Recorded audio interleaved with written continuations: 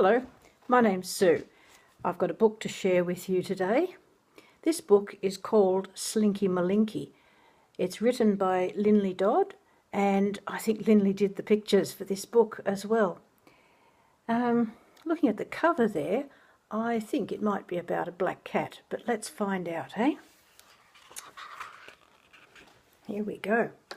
Slinky Malinki was blacker than black, a stalking and lurking adventurous cat.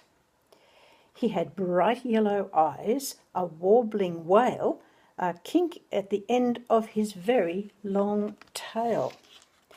And I think if we look carefully, we might see up here the kink on the very end of his tail. He was cheeky and cheerful, friendly and fun.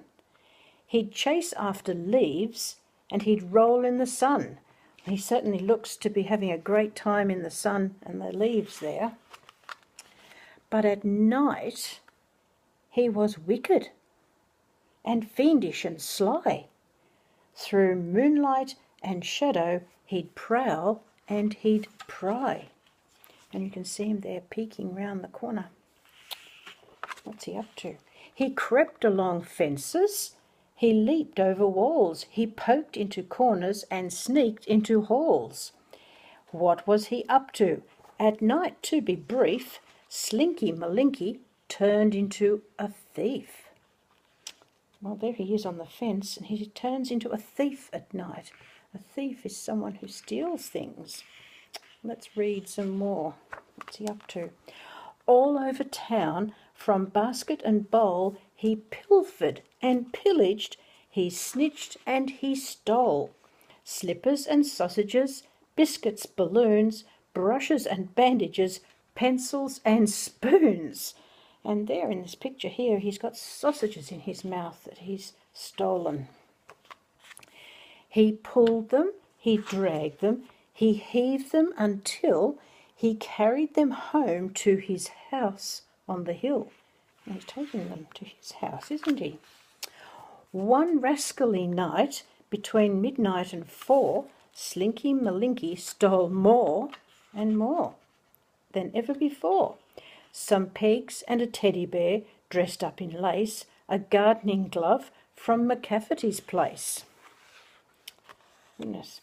A tatty old sneaker, a smelly old sock, and Jennifer Turkington's pottery smock. Well, she'd be looking for that the next morning, wouldn't she?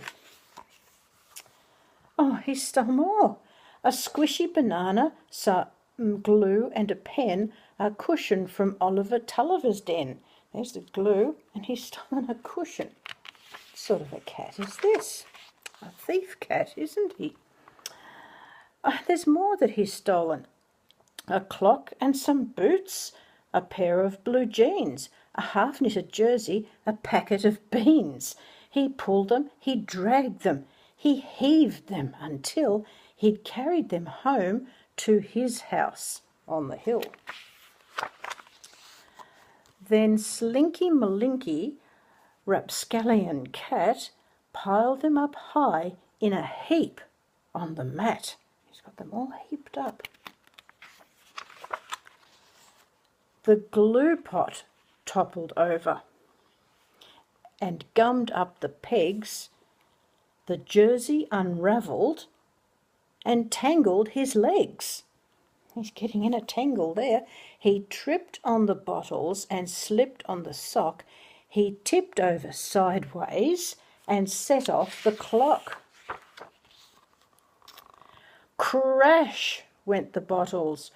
Beep, beep went the clock. Roar, roar, roar, roar, roar, went the dogs on the block. On went the lights. Bang went the door. And out came the family. 1, 2, 3, 4. You can see the family's legs coming out, and you can see it's the middle of the night. They're wearing their pajamas. What is all this noise?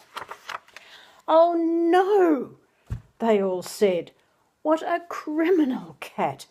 Tomorrow we'll have to take everything back. With a tangled up middle and glue on his face, Slinky Malinki was deep in disgrace. Oh, and his eyes aren't very bright there. He's got his eyes down a bit. He's in disgrace. Never again did he answer the call when moon shadows danced over garden and wall. When whispers of wickedness stirred in his head, he adjusted his whiskers and stayed home instead. Well, that sounds like a good idea, Slinky Malinki. No more stealing things in the night. And that's the story of Slinky Malinki. Thanks for listening.